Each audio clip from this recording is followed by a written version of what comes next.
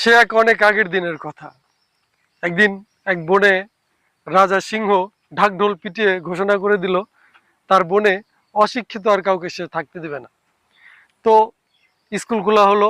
স্কুলে একে একে সকলে ভর্তি হতে লাগলো।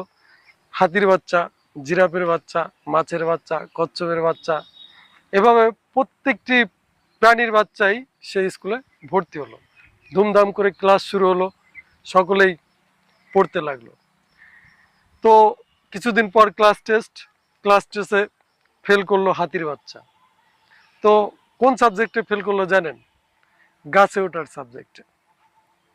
তো যাই হোক, হাতি অনেক প্রহার করলো, কেন সে ফেল করলো। কিন্তু হাতির বাচ্চা প্রশ্ন একটাই, মা, আমার গাছে ওঠার কি প্রয়োজন? তুমি আমাকে অন্য স্কুলে ভর্তি করে দাও। সেম একইভাবে মাছের বাচ্চাও বলল, মা, আমার উপরে থাকতে অনেক কষ্ট হয়, তুমি আমাকে একটা পানির স্কুলে ভর্তি করে দাও, আমি তো উপরে থাকতে পারি না, উপরে থাকতে অনেক কষ্ট হয়। তো মাছেরও একই কথা, হাতিরও একই কথা, বনের রাজার স্কুল, কষ্ট যতই হোক ওইখানেই পড়তে হবে। তো এভাবেই চলতে লাগলো। কিছুদিন পর স্কুলে ফাইনাল পরীক্ষা। তো ধুমধাম, অনেক বড় ধুমধাম করে এক্সামের রেজাল্ট দেওয়া হবে। তো যাই হোক, অবাক করা বিষয় হচ্ছে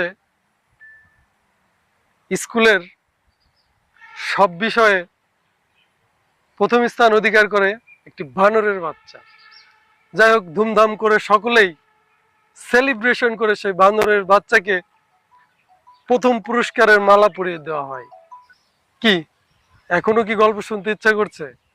আসলে এখান থেকে আমাদের শিক্ষণীয় বিষয় একটাই, হাতির বাচ্চার কি প্রয়োজন গাছে ওঠার? সে তো সুর দিয়ে মগ ডালের সবচেয়ে ভালো ফলটা পেরে খেতে পারে। মাছের বাচ্চার কি প্রয়োজন গাছে ওঠার? সে তো পানিতে অনেক দ্রুত গতিতে চলতে পারে। সে কিভাবে খাবার আহরণ করবে, কিভাবে নিজেকে রক্ষা করবে, এটা শিখলেই তার জন্য এনাফ। তার তো গাছে ওঠার প্রয়োজন নেই। আসলে আমরা আমাদের বাচ্চাদের এমন ভাবে মাথায় কিছু চাপিয়ে দেই, আমরা কখনো চেষ্টা করি না আমার বাচ্চাদের মাথায় কি চলতেছে, সে কি ভালো বুঝে, বেটার ফিল করে, কিন্তু আমরা তাদের উপরে একরকম বোঝা চাপিয়ে দিই।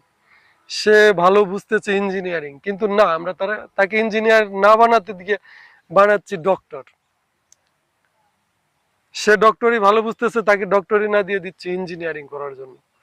তো আসলে এটাই উত্তম বিষয় যে বাচ্চারা কি চায়, কোনটা সে ভালো বুঝে, তাকে সেই রাস্তায় আমরা, হোক সেটা ছোট, সঠিক পথটা বেছে দেওয়ার চেষ্টা করব। ধন্যবাদ।